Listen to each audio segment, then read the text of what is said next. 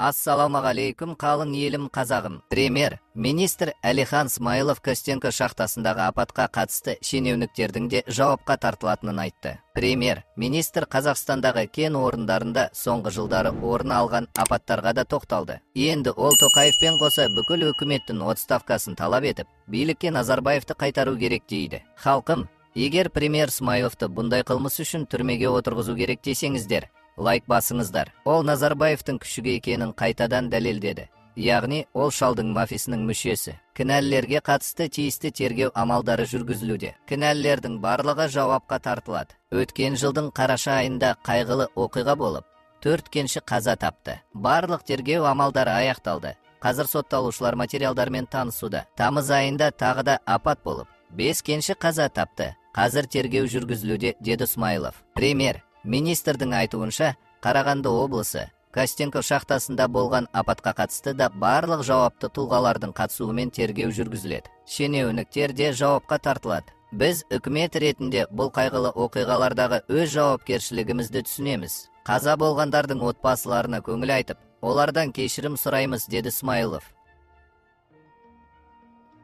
Кеншілерін аза тұтқан қала. 2 рет тарс етіп бірдеңе атылғанда, адам таситын электр көлігі кілт бұрылып, құлағымыз тұнып қалды.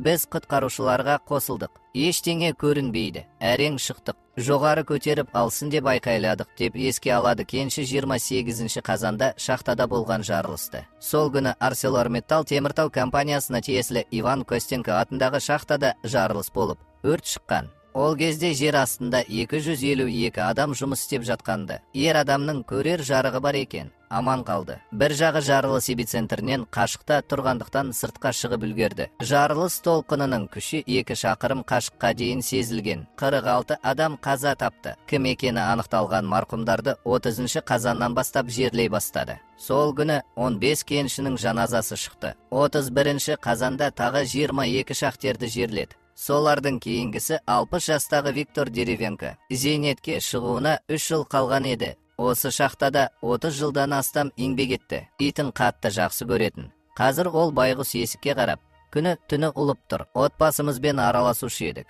1990 жылдан бері бір қабатта тұрамыз, дейді марқұмның көршісі Елена Улянкина. Әйелі жұмыстан шық деп бірнеше рет айтты. Ол болса қорықпа, маған ештеңе болмайды дейтін. Кеше ғана әйелі маған осыны айтқан. Ол өлді дегенге соңғы сәтке дейін сенген жоқпыз. Өйткені әлеуметтік желіде жарияланған тізімде оның аты жөні болмаған. Витя ағай көңілді, мейірімді, елгезек жан еді. Әкем екеуі балыққа баратын. Әкем жұмыста болған кезде анамның ауыр сөмкелерін көтерісетін. Артында әйелі мен бойжеткен қызы қалды. Асыраушысынан айырылған отбасылар зар еңіреп отыр. Көбінің журналистермен сөйлесуге құлқы жоқ. Кейбіреуі әлеуметтік желіге қаза тапқан жақынының суретін жариялап, шағын ақпарат берген. Бір кеншінің қызы тауып шығарып алды. Әкем Николаенко Юрий Леонидович кәсібінің жолында жанын құрбан етті. 40 жылдан астам еңбек еткен деп жазып қойыпты. Бұл қаза тапқан кеншіміз Кошмар Сергей Николаевич 1-2 күннен соң демалысқа шығатын еді. 2 тәулік күттік, үміт үзбеген едік, бірақ ол оралған жоқ. Сүйегі ең соңғы табылғандардың бірі делінген тағы бір жазбада. Әлеуметтік желідегі посттарға мыңдаған пікір жазылып жатыр. Біреулер көңіл айтса,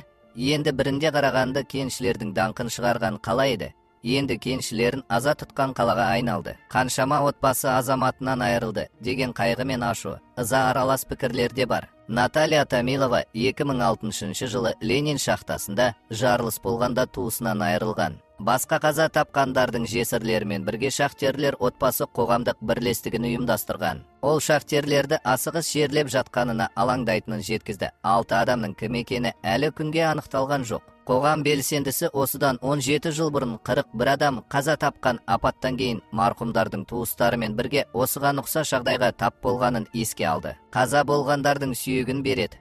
Отбасы оны жерлейді. Бірақ кейін бір жесір әйел күйеуін 2 рет жерледі, алдымен аяғын берген, кейін денесін тапқанын хабарлаған. Кейін әлгі аяқ оның күйеуінікі болмай шықты. 1 айдан кейін шахтадағы судан марқұм күйеуінің бүтін сүйегі табылды. Оны кездейсоқ анықтадық. Кейін марқұмның жесіріне күйеуіңді тіп, тыныш жерле, шу шығарма деді. Келісудан басқа амалы қалмады. Тіпті бір қапшыққа бірнеше адамның сүйектерінің жұрнағын салып жерлегенде жағдай болды. Кейін әрең дегенде сол жерге ескерткіш қойып, айналасын қоршаттық. Ол жерге сүйектер деп жазып қойдық. Шахтинск мазарында тұр. Сондықтан қазір табылған сүйек жұрнақтары кімдікі екенін анықтадық десе, күмәнданамыз. Ол жылдам істелетін жұмыс емес. Тек біздің басымыздан өткен жайт қайталанбаса екен деймін, деді Наталья Томилова Азаттыққа. Томилованың айтуынша, шахтадағы апаттан кейін билік пен ArcelorMittal теміртау компаниясы кенет газ атқылады деген сылтауды жиі айтатын болған. Ол мұны қылмыстық жауапкершіліктен құтылудың ыңғайлы жолы деп есептейді. Мұндай оқиғаның алдын алатын,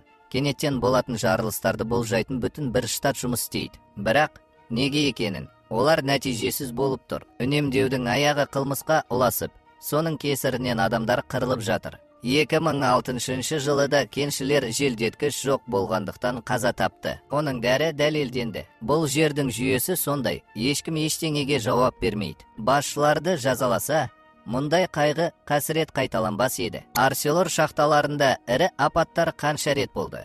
Соның тек біреуінде ғана 2006 жылы үкім кесілді. Оның өзіне қаза тапқан кеншілердің жесірлері күресіп жүріп қол жеткізді. Бас инженер түрмеге отырды. Басқалар да қамалды. Одан кейін ешкімді жауапқа тартқан емес, дейді Азаттыққа кеншілер отбасы бірлестігінің құрылтайшысы Наталья Томилова.